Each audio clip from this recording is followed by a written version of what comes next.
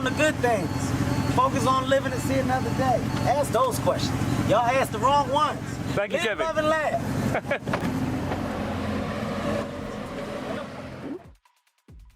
As one of the biggest comedians of all time, it wouldn't come as a surprise if we assume that Kevin Hart is really wealthy. It will come as even less of a surprise if we claim that Hart lives that way. And as people who don't earn nearly as much as he does, we long to know more about his lifestyle decisions, which is why we have compiled a rundown on Kevin Hart, his lifestyle, and his net worth. So let's get into it, shall we? Before we even begin to talk about how loaded he is, we need to talk about how he got there. Born a second son to a single mother, Nancy Hart, with his father Henry Hart fitting in and out of his life, Kevin found humor to be a valid coping mechanism. After graduating from high school, he moved to New York City to attend community college. Before pursuing comedy full-time, Hart worked as a shoe salesman. While the father and son have since reconnected, many of Hart's jokes came from this trauma. The jokes, as he once said in his stand-up, come from a real experience. As a boy, Hart was obsessed with stand-up comedy, and just comedians in general, as he has listed Chris Tucker and J.B. Smoove as some important influences.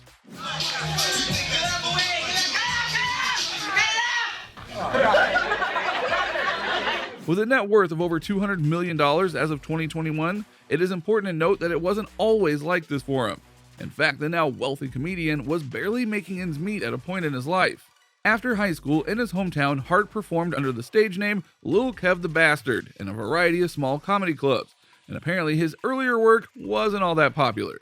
To quote Hart himself, "I was trying to be everybody. I was so confused. I didn't know what to do. But all that changed when he started being mentored by established comedian Keith Robinson." Hart began drawing from his own experiences, and that strategy clearly worked out well for him. He got his own TV show in the form of an ABC sitcom, The Big House. But even then, it didn't stick with audiences and was canceled after a mere 6 episodes. Hart did rebound quickly. In 2006, he released his first stand-up album, I'm a Little Grown Man, which further cemented his status as one of comedy's best young performers. I was so mad. I was mad because I knew she knew what she was trying to say. She just didn't know how to say it. You know? After that, Hart's career took off. His second album, Seriously Funny, which was released 4 years later, proved to be an even bigger hit. What really put the comedian on the radar, though, was his Laugh at My Pain tour in 2011. For the material on this tour, as the title suggests, Hart divulged deep into his personal life, and that probably made audiences feel more connected to him, and also why Hart is most famous for his storytelling abilities. The tour grossed $15 million in total and encompassed 90 cities. The tour was one of the year's most successful comedy tours, and by the end of 2013, Hart had earned himself a nice $20 million in total from his 4 comedy tours over the years. The star bought a sprawling 6,549 square foot mansion for $1.99 million in 2012, and he owned it for about 7 years. The mansion was a 2-story mansion and consisted of 7 bedrooms and 7 bathrooms, and even a front foyer flanked by 2 identical wrought iron lined staircases. The interior, it's just as stunning, with the living room taking up 2 whole stories, with an impressive floor-to-ceiling fireplace, built-in display shelves, and towering stacked windows.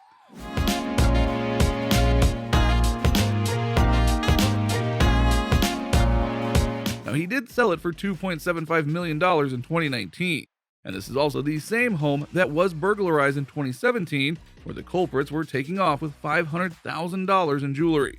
Now a household name in comedy, Hart was on his way to being compared to and even considered to be one of the kings of comedy. This meant that comedy and stand-ups didn't have to be his main source of income anymore. Now with his increased influence, he could sign on to brand deals and even be offered opportunities to appear on the big screen.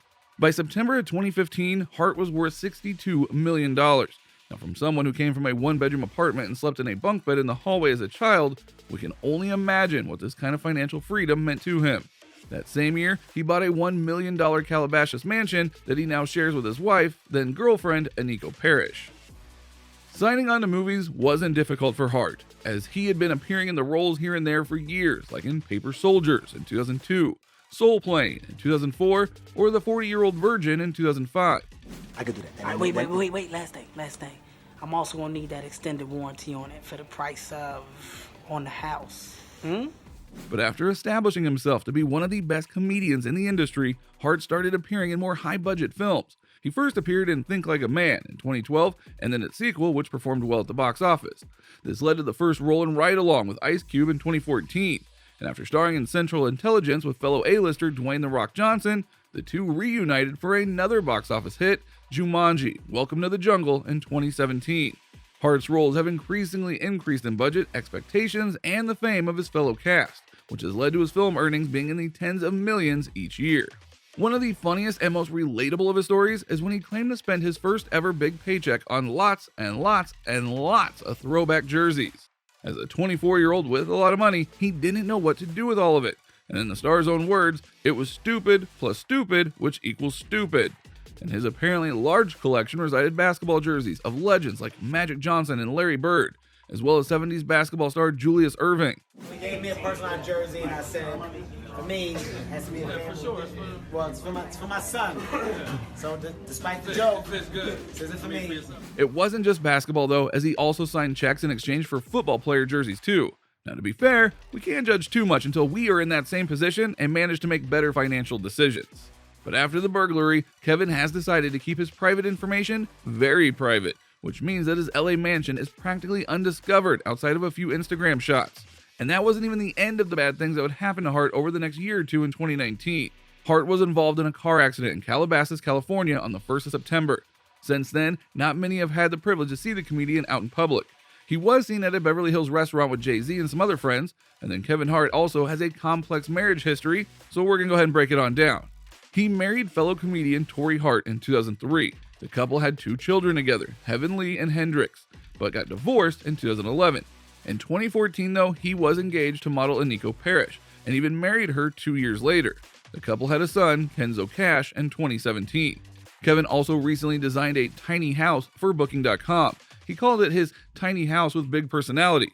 Tiny house reserved for a big personality. Kevin Hart teamed up with Booking.com to curate a smaller version of his humble abode in line with the trend. The website claims that Hart, a Grammy-nominated comedian actor, personally curated the 24-foot by 8-foot, 268-square-foot tiny house. And the television host, who has been named one of Time's 100 most influential people and one of the highest-grossing tour comedians in history, well, this tiny house lives up to its name, and guests need not worry about the size. The tiny house is equipped with everything that you could possibly need, with a full bedroom, bathroom, living room, and kitchen. You can make your booking on Booking.com. And now with a net worth of over $200 million and only going up each year, Kevin Hart has found himself spending some of that money on cars. He made around $59 million from July of 2018 to June of 2019 via his multiple projects.